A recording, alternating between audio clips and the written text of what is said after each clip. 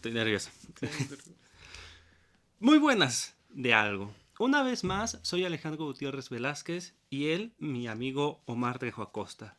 Antes de comenzar, queremos agradecer, y aquí tenemos que ser muy sinceros, a nuestros familiares y amistades, aunque también a alguno que otro desconocido, por haber visto el primero de nuestros episodios y por esperar tanto para ver el segundo.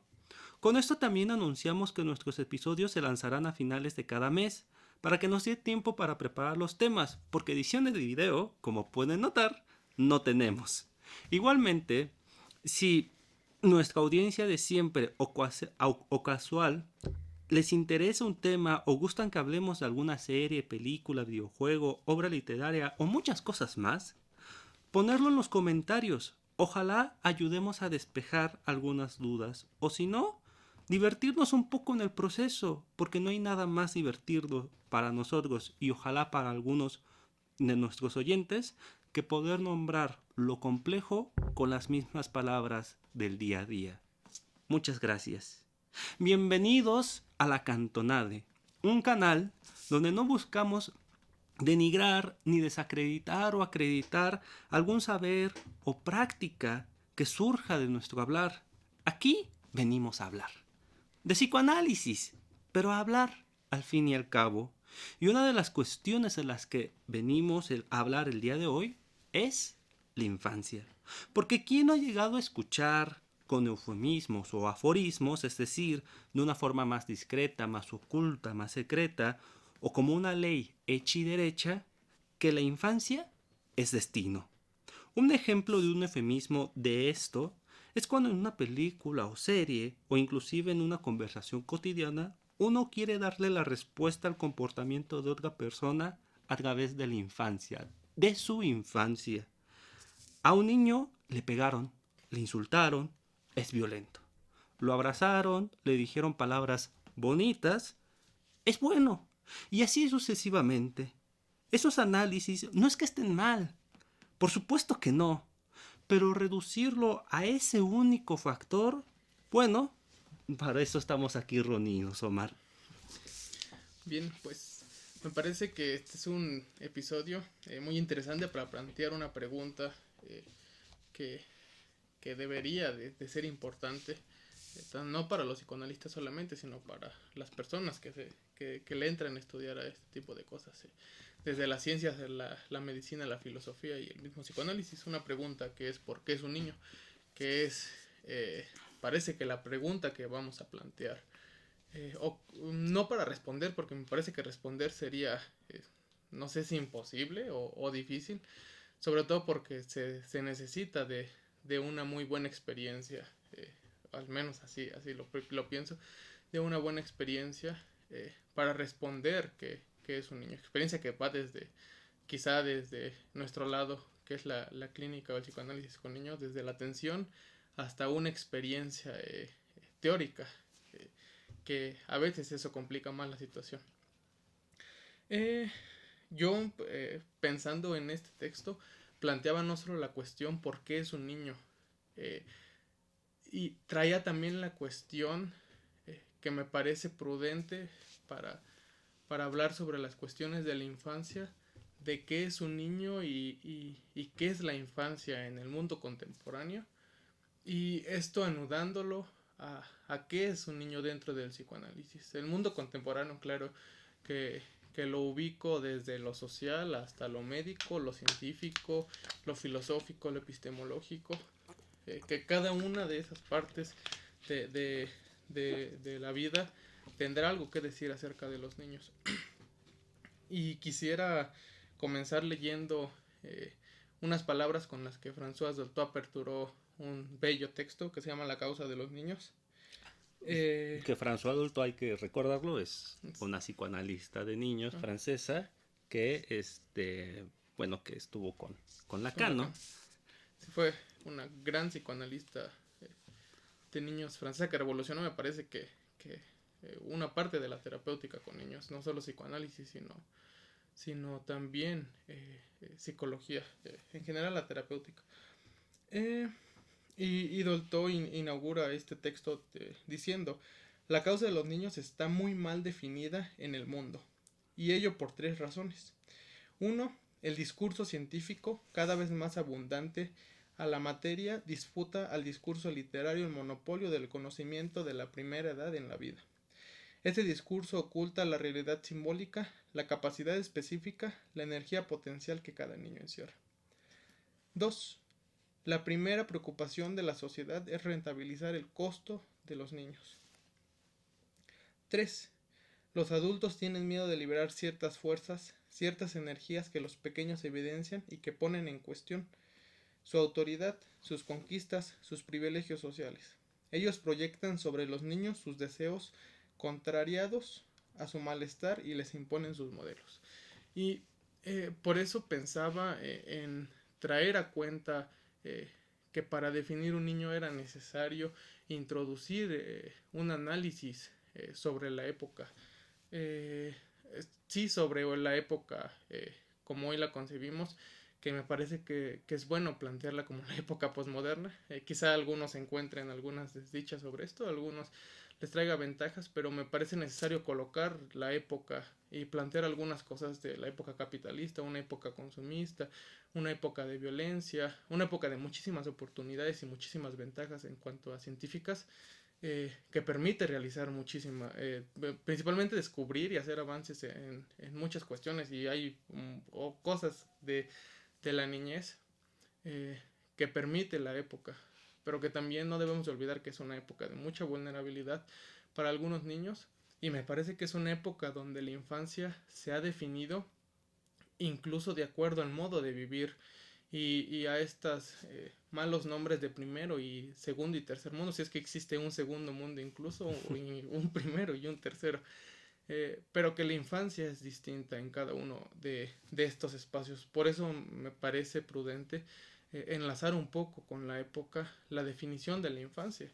Eh, mm, Pienso un poco en palabras que también, bueno, cosas que también François Dolto analiza en este texto, La causa de los niños, donde a partir del análisis de algunos antropólogos y filósofos, y a partir del análisis de ciertas pinturas y textos de literatura, al niño se le concebía de una manera distinta a hoy en día. Al niño se le concebía, por ejemplo, como un adulto pequeño, un pequeño adulto. Esto si observamos pinturas anteriores a la época moderna, que bueno, la época moderna me parece que pues, se plantea que la época moderna inicia a partir del siglo XVIII.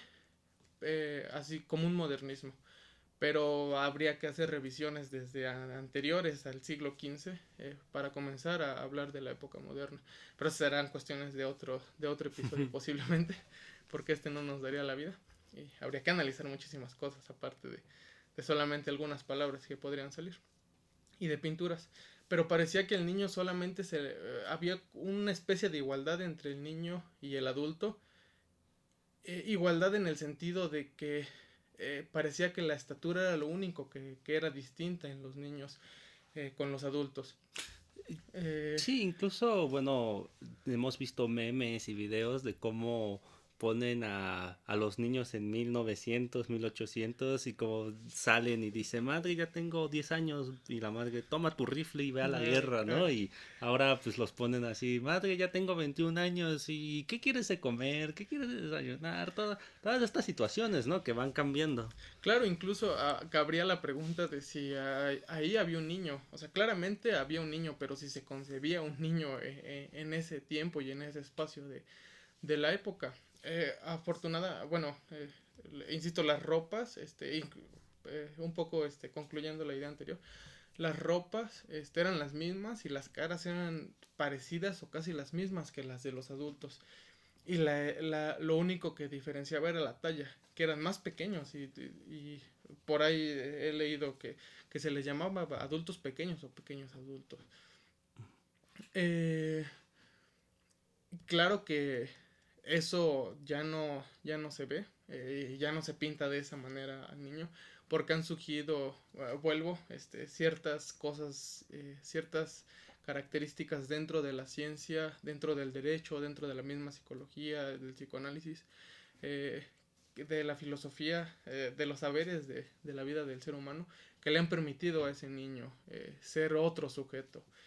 Eh, O quizás más bien estar en otro lado, porque ahorita que mencionas eso, Omar, pienso en que sí, idealmente las leyes amparan a los niños, ¿no? Para bien o para mal, porque sabemos que luego la ley tiene sus abusos en el sí. intento de hacer bien, como estos casos de, me parece que son Argentina, en donde las maestras, si el niño se caga, se mea, pues no pueden Claro, cambiarlos cambiarlos. porque pues sería considerado abuso. Abuso. Pero cuando dices esto, también pienso en, no siempre, aun aunque la ley los proteja, los ampare, no siempre se cumple, porque pues claro que conocemos a estos otros niños en situación de calle o inclusive en ciertas circunstancias donde ellos desde muy temprana edad tienen que hacerse cargo pues de la De la familia, familia. del trabajo y demás. Y eso, bueno, gracias a diferentes movimientos sociales, pues eso ha ido modificando, pero eso sigue, ¿no? Eso sigue imperando de alguna Claro, manera. claro, justo por eso hablaba de que pareciera que la infancia se define a partir del espacio principalmente económico, donde el niño llega a habitar. No es lo mismo un niño en esto llamado primer mundo que un niño en tercer mundo, que como menciona Alejandro, a veces los niños desde los 4 años ya tienen que hacer de comer o salir a trabajar para buscar comida, eh, porque no hay otra posibilidad. Sí trae algunas ventajas que le permiten al niño acomodarse, no sé si acomodarse a la palabra, acoplarse, que le permiten estar en cierta posición, y que le da derechos, le da obligaciones. Y eso sucede en todos los espacios del ser humano, en la infancia, en la adolescencia, en la adultez, en la vejez.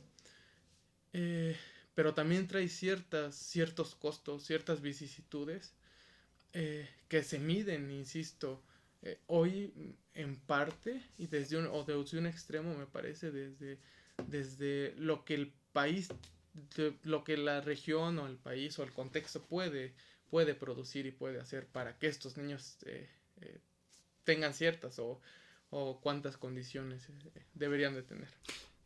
Inclusive, bueno, con esto que mencionas, Omar, también para que nuestra audiencia no se quede como muy en las, bueno, porque a veces creo que hablamos mucho y Sí. perdemos como la idea principal, porque si hablamos sobre la infancia, es justamente porque se tiene la idea, como dijimos al inicio, de que la infancia es destino. Claro, tú estás mencionando como esta pregunta que hace incluso Ricardo Rodolfo y demás, ¿Dónde viven los de niños?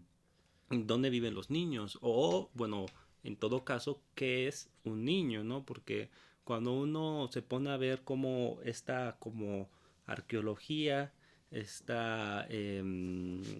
estos eventos que han ido dando desde el Renacimiento, desde antes hasta el día de hoy, porque la adolescencia es un invento del siglo XX, Sí. pues como no es tan sencillo definir al niño como simplemente ese ser de edad pequeña o de pequeña estatura, ¿no? Es más complejo, inclusive ante las frases tan coloquiales y tan interesantes, divertidas, que de repente se escuchan, ¿no? Es que te estás portando como un Como un niño. niño cuando, no sé, cuando te ponen alcohol en una herida, Y, o digo, además del comentario, este, cultural, machista en parte, sí, sí. pero cultural, de los hombres no lloran o demás, pues también llegan a decir es que estás actuando como un niño, te portas como un niño, haces berrinche como un niño, ¿no? Como si fuera ser niño, como si fuera ser algo terrible, Claro. malo, absurdo. Y sin embargo, pues en toda nuestra vida siempre está ese pendiente, ¿no? Inclusive hay gente que dice, es que no quiero ponerme a jugar o a actuar o qué sé yo, no solo por hacer el ridículo, sino porque han de pensar que, además han de que pensar de que estoy loco, han de pensar de que soy un niño. Inclusive Sí. pues se asemeja, ¿no? La, la idea. Y algo más iba a mencionar, que también en el psicoanálisis se tiene esta idea y muy, muy, muy permeante. De hecho, yo creo que Sí, una de las razones por las que en el siglo XX se pensó que la infancia era destino, más que por la psicología y demás, fue por ciertas lecturas que se hicieron del psicoanálisis de, es que te pasó esto, pum, ya, te sucedió esto, ¿no? Y me parece que eh, lo trae el psicoanálisis a cuenta. Eh, eh, se trata, nosotros lo que tratamos un poco de decir es que no se trata de generalizar, porque puede haber casos en los que sí sucedan, efectivamente, en los que eso tenga sentido. Pero como esto se trata de escuchar, no hay que, no se trata de hacer generalizaciones. Y yo pensaba un poco que era uno de los puntos que traía acerca de atinar a definir qué era un niño, eh, que incluso el mismo capitalismo y la ciencia se habían tomado de esto, de esta infancia es destino, un Mm, poco, para crear un espacio que fuera perfecto para el niño. Me refiero un poco a manuales o a cosas. eh, Me vienen a la cabeza los manuales ahorita, que le permitían al niño y al padre hacer un espacio perfecto para el niño. Eso puede traer ciertas ventajas, más en un mundo tan vertiginoso que como es el mundo capitalista, donde a veces los padres no pueden cuidar del todo a sus hijos. Pero también me parece que trae algunas vicisitudes y consecuencias en cuanto a lo que pensaba mucho, es la experiencia de ser padre y de ser hijo, esa experiencia que es necesaria justamente para ser padre y para transmitirla incluso a las siguientes generaciones, para educar o criar al hijo y para el hijo, para el niño, para ser adulto. Eh, para ser, bueno, no solo adulto, sino adolescente, joven, adulto, o sea, es la experiencia la que le permite al chico poder andar y hacerse una infancia. inclusive, bueno, o sea, también, porque también, o sea, sí, yo mencioné que posiblemente fue el psicoanálisis el primero, o al menos el siglo XX, en decir, ni decir, o sea, nada más inferirlo, o más bien cuestionarlo, eh, de que pues, la infancia es destino, pero pues, después aparecen estas otras teorías como el Claro. conductismo, que una de las famosas frases, no sé si de Watson o de Skinner, pero uno de ellos dos fue decir, denme a 10 niños, díganme lo que quieren que haga y yo voy a hacer que lo Que lo hagan, hagan. ¿no? Como muy como conductual. Yo me acuerdo de una vez de un profesor, Isaí Soto, que una vez dijo algo y bueno, me parece un buen ejemplo, porque cuando uno piensa en las condiciones ideales para criar a un niño, o que deben de ser criado un niño, hemos visto manuales por todos lados de cómo criar a tu hijo, Claro. cómo ser padre, cómo ser madre, o las condiciones favorables para tu niño y demás, pero siempre se busca como un ideal y además se cree, o yo al menos lo he escuchado varias veces, es que hay que decirle palabras bonitas a los niños, no hay que gritarles, hay que tratarlos con... Más allá de si eso esté bien o esté mal, Claro. igual no estamos aquí para decir eso, eso no le hagan caso, eso sí le hagan caso, no, no, no. Pero lo cierto es, y en este ejemplo que me acuerdo de este gran maestro Isaí, que por cierto da clases en la UAC, por si a alguien le interesa, decía, es que a veces uno puede decir, eh, qué bueno que sacaste un 10 y eso puede ser lo peor que le puedas decir a un niño, o qué bueno que sacaste un 8 o un 6, ¿no? Es lo peor. ¿Por qué? Porque uno no sabe y uno no puede saber qué de eso lo va a anclar. Una cosa, y esta es una viñeta clínica de Rodolfo que me gusta mucho, es cuando presenta a este personaje, a este niño adolescente, que ha sido sujetado por el qué bonito que sos. Así dicen, perdón si lo digo con la palabra argentina, pero qué bonito que sos, ¿no? Qué bonito que eres. Y dice, es que eso lo ha anclado en todos lados y no le permite ni siquiera experimentar su sexualidad y demás. Y claro, uno lo escucha y dice, bueno, es que ¿qué tiene de malo, no? Le están diciendo, estás bien bonito, pero no es la palabra en sí. Tiene sus efectos, ¿no? Pero es como... no son esponjas los niños Absorbe. que absorben. A veces sí, todos tenemos esa parte, sí, pero a veces hay cosas que absorben y son cosas que uno pensaría, o si uno no lo escucharía, o uno no estuviera ahí presente, diría, eso es muy bueno, eso es lo mejor. Y cuando resulta que esa gente termina yendo a la clínica, a diferentes tipos de terapias o terapéuticas o que tienen diferentes vicisitudes a veces es por este tipo de situación que sí, porque se tiende a mucho pensar eso, ¿no? Como lo que mencioné al inicio. Te trataron bien, vas a ser bueno. Te trataron mal, vas a ser malo. Hay ejemplos de ambos lados que son todo lo contrario, ¿no? Que tuvieron una infancia que tú ojalá nunca la tengamos que escuchar, uno quisiera eso. Eh, y es gente, voy a sonar muy a obrador, pero pues es gente honrada al fin y al cabo, ¿no?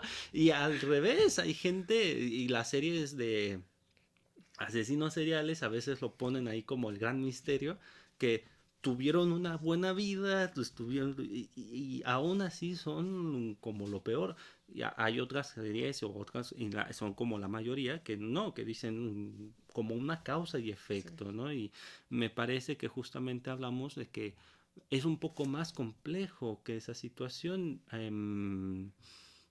Para eso tenemos un ejemplo para aquellos de nuestra audiencia que hayan visto no la serie, que es Arcane, pero no sé si quieras agregar algo más antes de pasar a este... Eh, Es que me parece que uno no puede saber qué pasará con ciertas cosas, no con todo, claramente porque hay cosas que uno hace eh, porque serán benéficas o a veces maléficas para un futuro, pero uno no puede saber este, qué cosas depararán en la vida de un hijo si se realizan ciertas o tales cosas. O sea, Alejandro lo pone muy bien.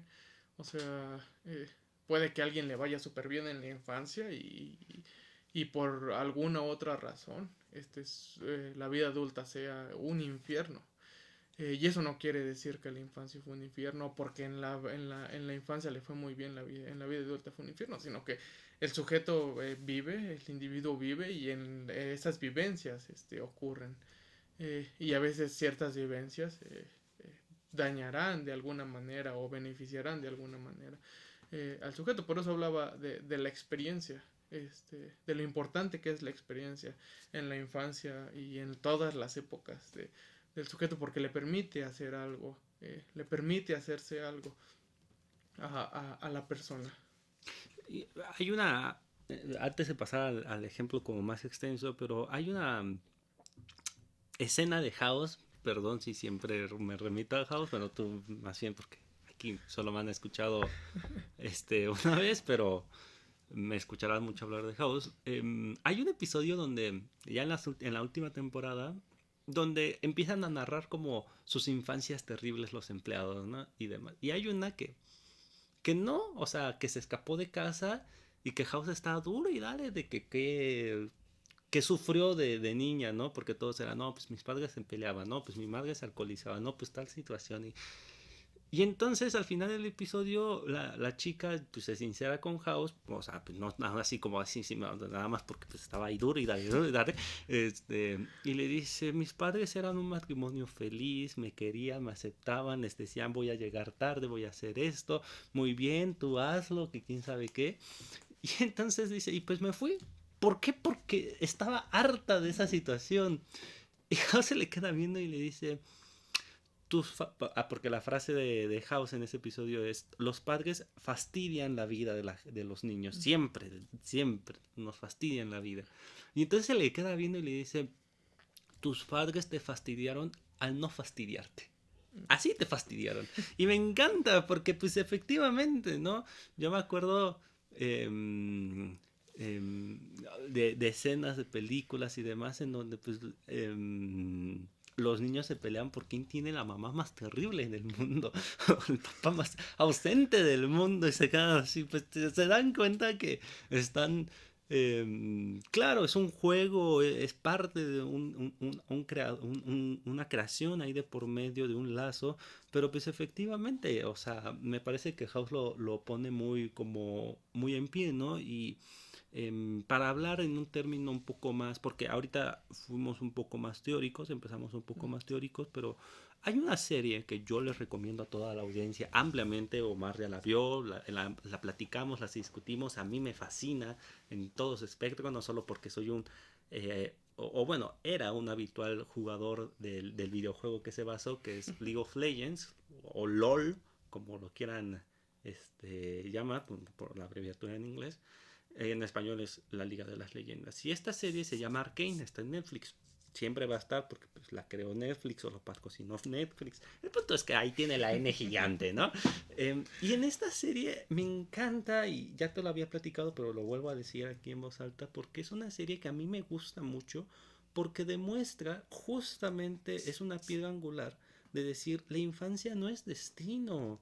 Hay cosas que se hacen en la actualidad, en el presente, mejor dicho, de la vida de las personas, que son los que marcan las pautas e inclusive son los que marcan la infancia. No es que la infancia marque al personaje adulto, sino que el adulto es el que marca al niño. Y bueno, la serie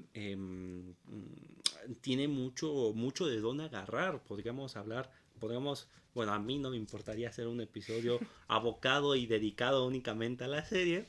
Ya será cuestión de nuestra audiencia si quieren eso o quieren que continuemos, porque este tema es muy amplio, no lo vamos a abarcar en un solo episodio, pero o muchos temas, mejor dicho, no los vamos a abarcar en un solo episodio, pero pues ya será decisión de nuestros oyentes y en parte un poco también de nosotros si continuamos o no continuamos. Pero en esta serie, sáltense, o sea, pues ya, pues, sáltense, no sé, unos cuantos minutos, porque voy a hacer spoilers.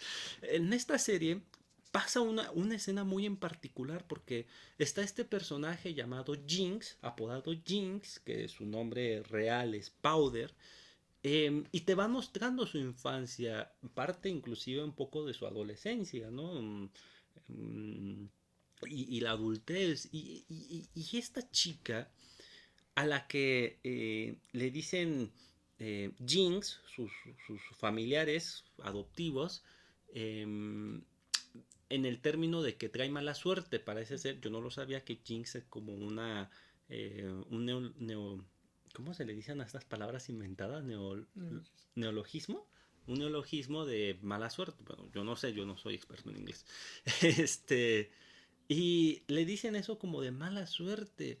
Y entonces, ¿qué pasa? Hay un momento muy en particular en el tercer episodio que ella, podemos estar como diagnosticando, interpretando, como en algunos lados yo escuché que lo hacían, que pues Powder era una niña depresiva, ansiosa, con TDA o con cosa rara, síndrome de apego, no sé cómo le hayan llamado, pero pues que necesitaba siempre estar como con alguien y demás, y que por eso cuando le dicen que se quede en un lugar, dice que no y va y ayuda a su hermana, a Vi, porque van a rescatar a su padre adoptivo. Y en esa escena,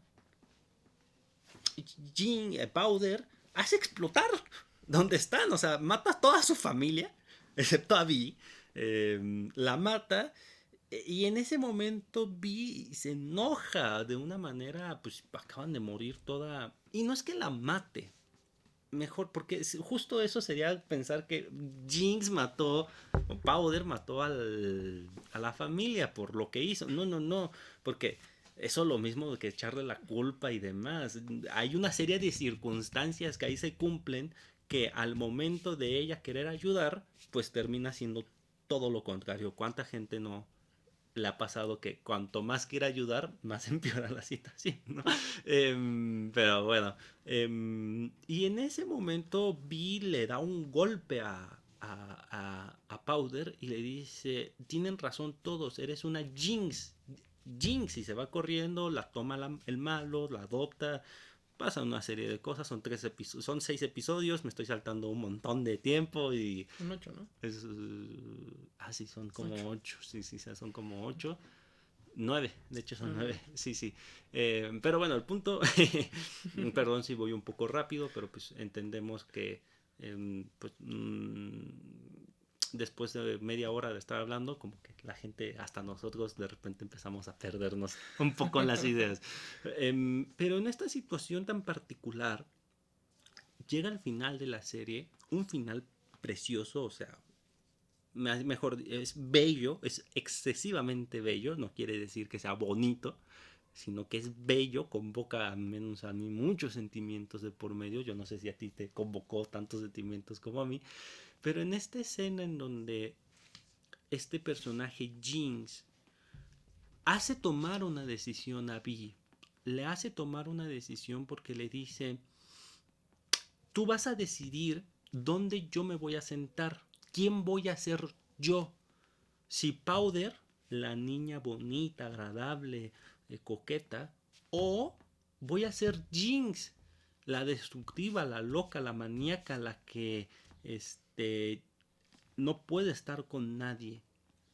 Y entonces en ese momento, pues uno recuerda, y la serie juega con eso, pues con todo lo que pasó. Incluso Jinx lo dice. Es que tú creaste a Jinx. Es muy interesante porque cuando le dice Jinx que Vi es la que creó a Jinx, porque me encanta porque no tiene que ver con que los niños o los amigos o los de a su alrededor le hayan dicho Jinx o el malo que le empezó a nombrar así. No, fue ese momento cúspide en donde Vi, ante la desesperación y la impotencia de ver a toda su familia muerta, le da un golpe a Jinx y le dice, eres Jinx, eso es lo que tú eres.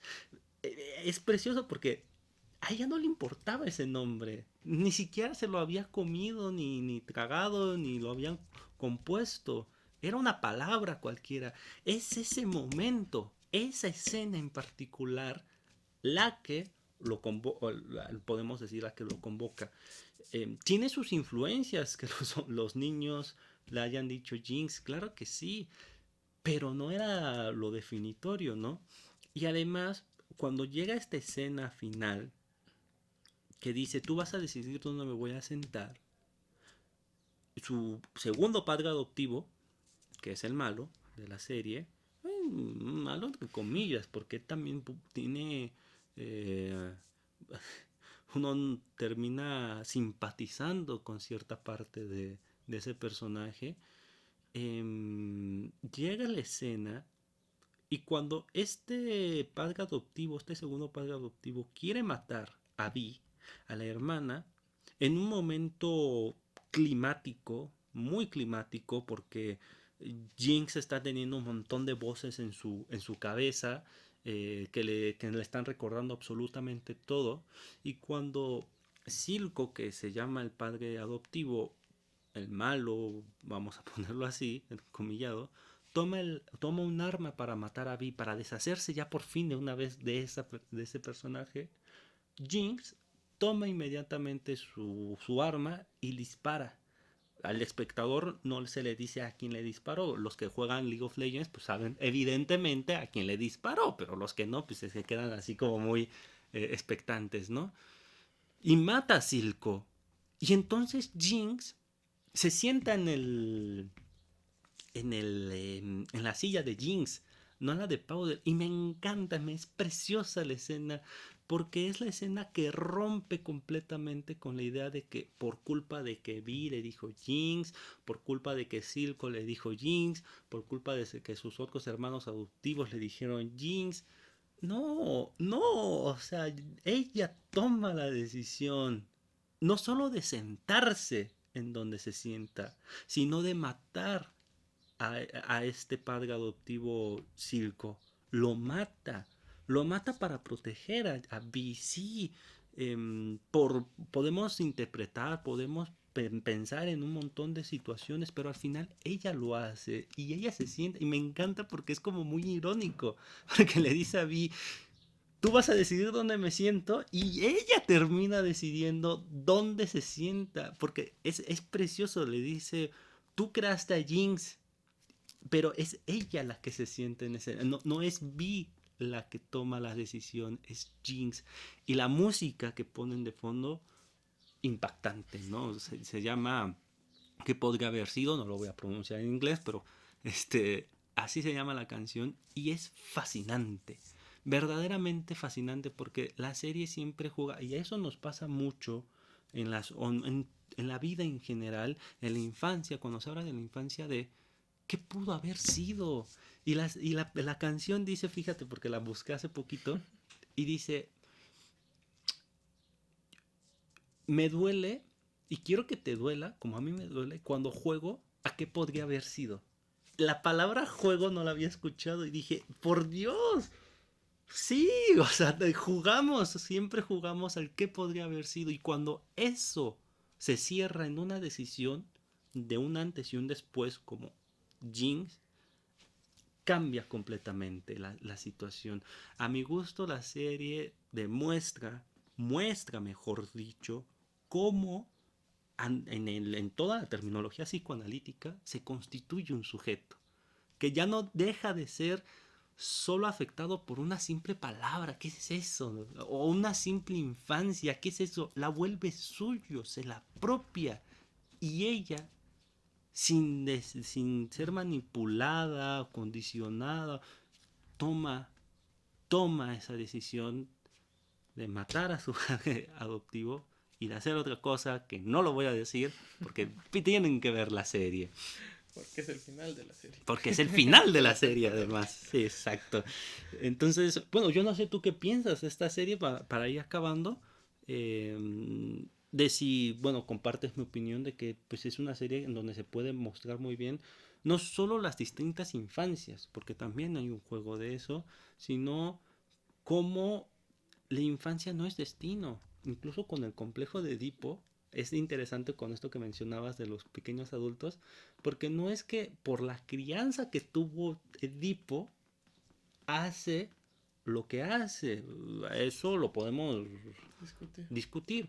Pero lo cierto es que lo que pasa es que es el oráculo. De hecho, Edipo Rey se ocupa mucho de la tragedia para decir uno no puede escapar de su destino, no de su infancia. Cambia ahora la perspectiva. ¿Cambia cómo? Bueno, porque dicen, bueno, es que si Layo no hubiera ido a abandonar a su hijo y demás, y lo hubiera querido y lo hubiera amado y que quién sabe qué, se nota la diferencia entre una época, la nuestra, y la época de aquel tiempo. No sé si quieras agregar algo Yo más creo al que ahí fin la respuesta que cabría es que quién sabe qué hubiera pasado. ¿Cuál era la frase de de la la canción? canción. ¿Qué podría haber sido? Exacto, o sea, ¿qué podría haber sido? ¿Quién sabe? ¿Quién sabe qué podría haber sido? Porque si no, eh, nos pondríamos primero a adivinar y después justamente a poner un destino eh, al sujeto, un destino que puede ser bueno, un destino que puede ser malo, pero quién sabe qué podría haber sido. Y en parte a lo de la serie, concuerdo contigo. Sinceramente cuando la vi no le había dado este enfoque hasta que comenzamos a hablar un poquito sobre esto. Y claro, o sea, no, no hay...